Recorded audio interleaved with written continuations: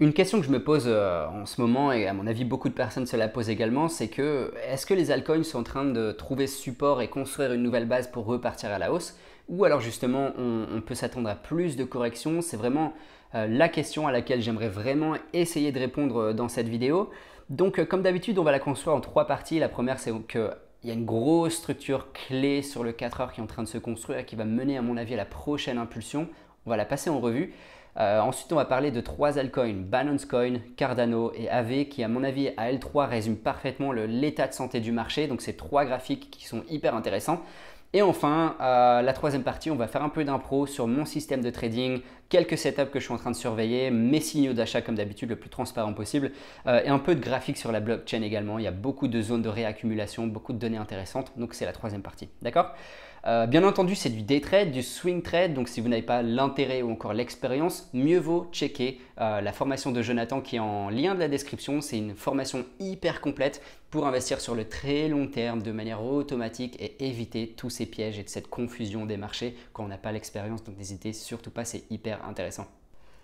Allez, on commence l'analyse avec Bitcoin sur la première partie. Donc toujours les mêmes données, une ligne de tendance résistante sur le RSI pour l'instant, donc toujours pas de cassure. Et une moyenne mobile, un IMA 21 qui agit toujours en tant que grosse résistance pour l'instant, des IMA qui sont encore très éloignés l'un de l'autre. Donc à mon avis, on a besoin d'encore un petit peu plus d'accumulation, de consolidation avant de retenter dans tous les cas de casser toute cette zone résistante ici. Donc je parlais d'une structure clé justement et on est sur le 4 heures maintenant et la structure clé elle est ici. Donc on a alors est-ce que c'est un bull flag, est-ce que c'est un biseau descendant? C'est pas évident à déterminer pour l'instant, mais dans tous les cas, comme je dis toujours, après chaque structure, on a une impulsion qui arrive du côté de la cassure de cette structure, d'accord? Donc pour l'instant, mon signal d'achat pour être le plus transparent possible, ça va être si j'ai une cassure de cette ligne de tendance résistante ici sur la structure. Donc cassure, retest, 100% de mes positions sont faites après un retest de structure. Donc mèche de défense, bougie de défense, un peu de volume de rachat ici pour tourner justement cette résistance support. Et à partir de là, j'irai chercher quelques pourcents pour le milieu du canal et on verra les réactions et les nouvelles structures qui vont se construire pour justement voir si on peut aller retenter le haut du canal ici à 40 000 et quelques. D'accord? Donc pour l'instant on attend et encore une fois si on a une cassure de nos deux zones ici, donc les mèches et le support en bleu, on verra très certainement 30 000 encore une fois. D'accord? Donc c'est vraiment la structure clé qui va nous mener à la prochaine impulsion à mon avis et on respecte encore une fois ces signaux d'achat qui sont cassure, retest d'une structure pour aller chercher quelques pourcents. Mais voilà, c'est tout pour Bitcoin en fait. La structure clé, elle est là. Les targets sont clairs. Tout le monde regarde les mêmes niveaux. Donc tout le monde, à mon avis, attend les mêmes signaux d'achat. Dans un second temps, donc on va passer sur la deuxième partie. Maintenant, on va parler des altcoins. Donc Binance Coin. Mais dans tous les cas, au niveau du graphique, on va rester sur l'hebdo. C'est bien quand on fait une étude graphique de rester sur l'hebdomadaire qui est vraiment une super vue d'ensemble pour commencer. Et c'est relativement simple. Pour l'instant, on a cette zone ici, donc résistante, qui tente de tourner support pour l'instant. D'accord? Donc c'est vraiment la première donnée à voir. On a cette zone résistante qui tente de tourner support. Donc ça se bagarre beaucoup. Vous remarquerez également que le niveau 40 sur le RSI, c'est en général un super niveau support. On peut même prendre ici, on le voit très bien. Hein. Donc c'est des zones, hein, bien sûr, ça peut tomber un petit peu ici. On est à 35, mais dans tous les cas, le niveau 40, entre 50 et 40, c'est un excellent niveau support pour les coins, pour le RSI, pardon. Donc ici, on est vraiment à deux niveaux support convergents, c'est-à-dire le niveau 40-50 sur le RSI, ok, cette zone ici, et cette zone résistante qui tente à tourner support. Maintenant, on va zoomer parce que forcément, l'hebdomadaire nous donne quelques données, mais ce n'est pas forcément assez. On voit très bien ici la zone de réaccumulation qui tente de tourner support. Alors, est-ce qu'on est sur une zone de distribution? Pour l'instant, c'est très difficile à dire. Et comme je dis toujours, comme j'ai dit sur Bitcoin, encore une fois, il faut prendre le plus de temps possible pour savoir déterminer sa prochaine structure. La prochaine structure, selon moi, elle est relativement claire pour l'instant. C'est qu'on a un triangle ascendant sur BNB. D'accord? Donc la zone support ici qui tourne résistante forcément. Et puis un support qui fait des plus hauts, plus hauts, plus hauts, plus hauts. D'accord? Pour l'instant, ça ressemble à un triangle ascendant sur Binance Coin. Le signal d'achat et la validation de cette structure, c'est toujours hyper important d'attendre la validation de ces structure. Parce un triangle symétrique, un triangle ascendant, un range ne veut absolument rien dire tant qu'on n'a pas la cassure d'un côté ou de l'autre et le retest d'un côté ou de l'autre. D'accord? La cassure et le retest, c'est la validation de la structure. Pour ça qu'il y a autant de fake-out. Pour ça qu'il y a autant de personnes qui ils voient une bougie verte, ils voient une cassure de résistance, ils vont se placer et en fait, ils n'ont pas déterminé soit la structure ou alors ils n'ont pas attendu le retest de la structure. Ils sont piégés en haut d'un mouvement. D'accord? N'achète jamais une impulsion, achète toujours le retest d'une résistance ou le retest d'une structure. C'est 100% de mes positions, 8 fois sur 10, 7 fois sur 10, ça fonctionne. Ok? Les 3 fois restantes, c'est parce que j'ai FOMO, je me suis précipité, je n'ai pas attendu le retest ou alors je me suis complètement planté sur ma structure et voilà, je me suis placé n'importe comment. Si tu prends ton temps, tu restes sur le 2 heures, le 4 heures, tu attends la formation de ta structure, une bonne forme, une bonne figure de consolidation, la cassure, le retest, 8 fois sur 10, je te garantis que ça va fonctionner. Ok? 5-6% par mois, super target. Donc voilà, maintenant, encore une fois, on attend. Je me place jamais à des niveaux support. C'est pas mon style. Il y a beaucoup de traders qui le font. Moi, j'aime pas. J'ai pas assez de confiance pour le faire. J'ai une main fragile. Donc, je vais attendre la cassure de ici 336, son retest. Et à partir de là, j'irai chercher très certainement ici résistance, support. J'irai chercher 376. C'est un trade qui serait énorme si vraiment il arrive. D'accord? Donc, alors, est-ce que, encore une fois, c'est du day trade? Ici, on voit bien la résistance également.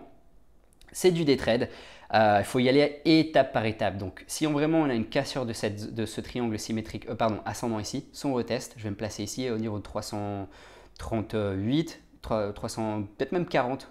Pas hésiter à attendre quelques mèches de défense, quelques bougies de défense du volume de rachat et à partir de là on prend quelques pourcents. À partir du moment où on arrive au target, on attend les réactions, on attend la nouvelle figure de consolidation et encore une fois, on attend le côté de la cassure pour se replacer ou justement se retirer. D'accord? Hyper simple, toujours la même chose. Donc Cardano, on va faire exactement la même chose. Pour l'instant, on a ce niveau résistant ici qui a tenté de tourner support, mais en fait sur Cardano, ce qu'on voit bien, c'est qu'on est en train de le casser pour l'instant. On est toujours au niveau 40, c'est un support indirect, voilà. Donc pour l'instant, sur l'hebdomadaire, il n'est pas forcément très beau.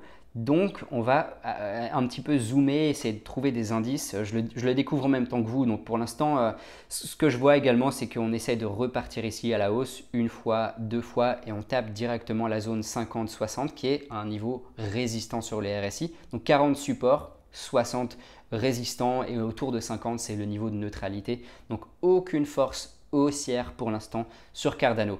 Également, je dis toujours… Comme je l'ai dit tout à l'heure sur Bitcoin ou alors BNB, on a toujours des structures et tant qu'on n'a pas de structure, c'est que le graphique n'est pas encore prêt à vraiment évoluer et à donner une idée plus claire. Et pour l'instant sur Cardano, je vois vraiment pas, à part une ligne de tendance ici, support, je vois pas vraiment de structure. Donc à mon avis, sur cette coin-là, il faut un petit peu se méfier et c'est possible qu'on continue à tomber encore un petit peu.